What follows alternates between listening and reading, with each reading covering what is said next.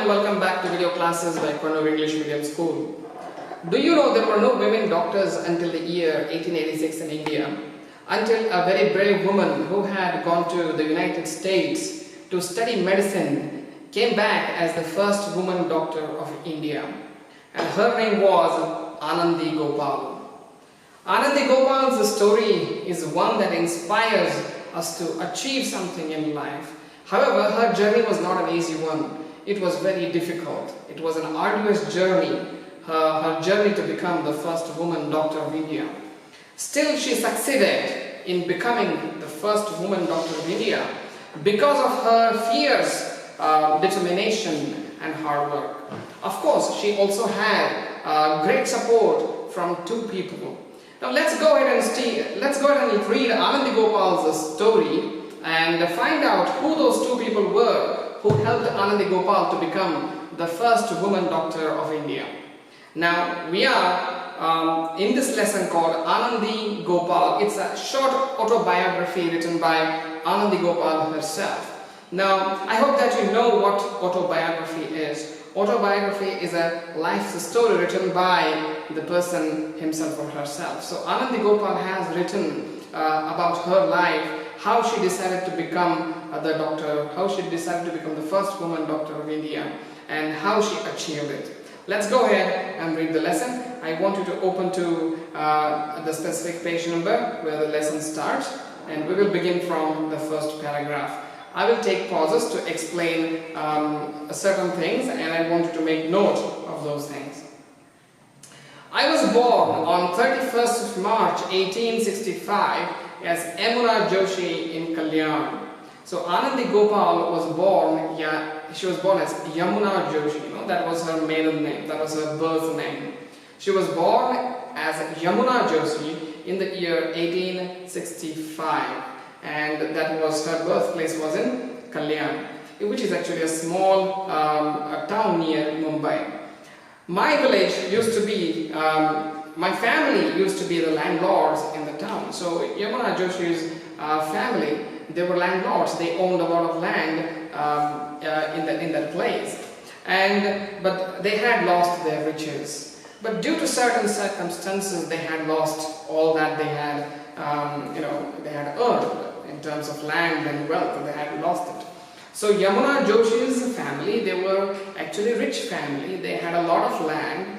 They were landlords, but over a period of time, due to certain circumstances, they had lost all that land. They had lost their wealth. Riches means wealth.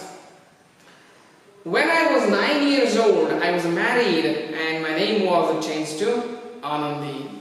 So child marriage was a very common system in those days in India. So Yamuna Joshi was married off by her parents. They married her off at the age of 9 years. Yes, that was a very young age. This poor girl got married at the age of 9 years, and after her marriage, her name was changed. Yes, as is the custom in some areas, as is a tradition in some areas of India even today, that the woman's name is changed after her marriage.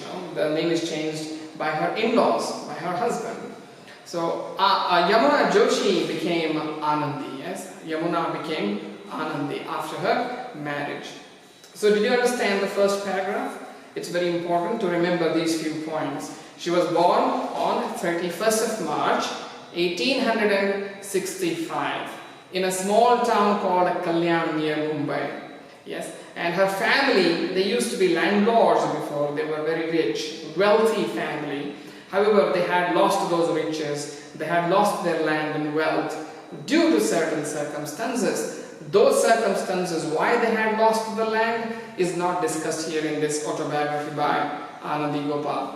So she gets married at a very young age when she was 9 years old, and after her marriage, her name is changed from Yamuna to Anandi. Let's go to the second paragraph then. Before my marriage, I could barely read Marathi. Those were the times, very difficult times for girls, for women. First of all, there was great gender inequality. Girls were not allowed to go to school. Education was not considered necessary for women, in those days. So Anandi or Yamuna in her young age, she was not sent to school, so she did not know much. She could barely speak Marathi, she says. Marathi was her native language, her mother tongue. She could barely speak Marathi. Education of girls was not common then. So girls did not go to school, they were not allowed to study, they were not allowed to complete their education. But my husband, Gopal Rao, was an ardent supporter of widow remarriage and women's education. So now we get to know her husband's name, the man who married her at such a young age. Yes, his name was Gopal Rao. She says, my husband was not like those other men who opposed women's education. He was actually a very progressive thinker or a liberal person who actually wanted to bring reforms in the society, who wanted to change all these old systems, and he was a practical person, and he was somebody who knew that education is important for people. So he wanted her to actually study. So it was good for Anandi, Yamuna. Bad that she couldn't do education before marriage, but it's good for her that her husband actually wants her to study. So after our marriage, he started teaching me, because he was a progressive thinker. He knew that his wife had not received any education. She did not go to school. But he was not somebody who would just ignore that fact. He would actually try to educate her himself. He would send her to school, yes, So he was a big supporter of things like widow remarriage as well. In those days, if a woman lost her husband, it was against the social custom to get married again to someone else. So, but some people like Gopal Rao, they were progressive thinkers, and they supported things like that, because a woman needs to have her own family. Just because she lost her husband, it doesn't mean that she would spend the rest of her life alone, living alone. So Gopal Rao was among such people who supported widow remarriage, who supported women's education.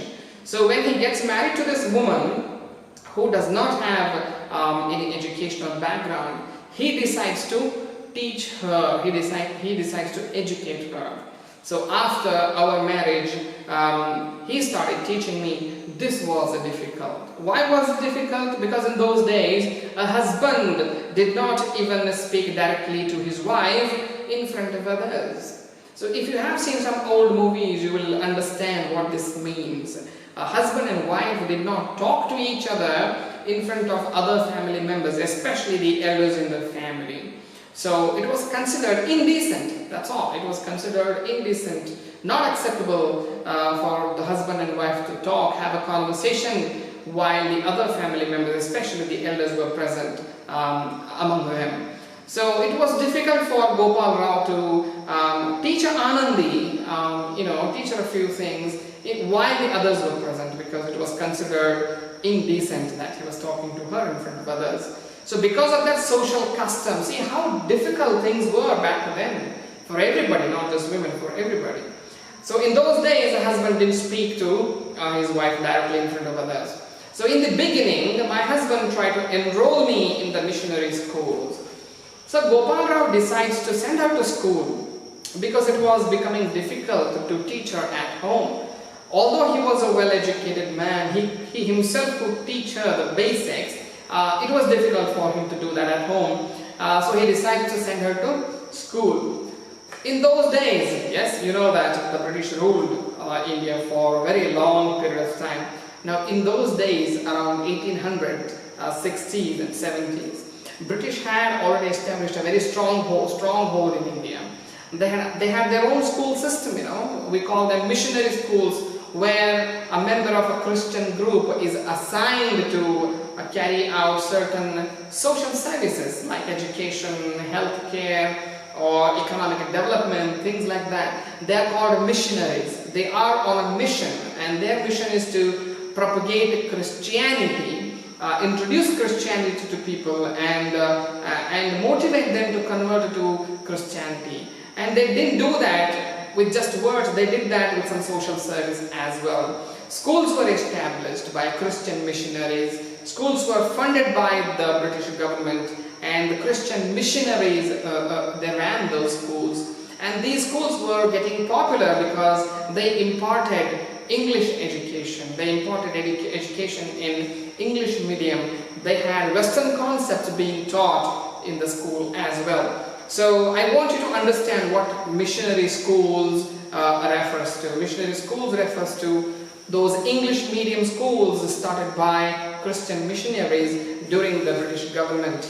Now let me also tell you, even today we have these schools. However, they are not run by the British or the Christian missionaries of those days, but they are still there.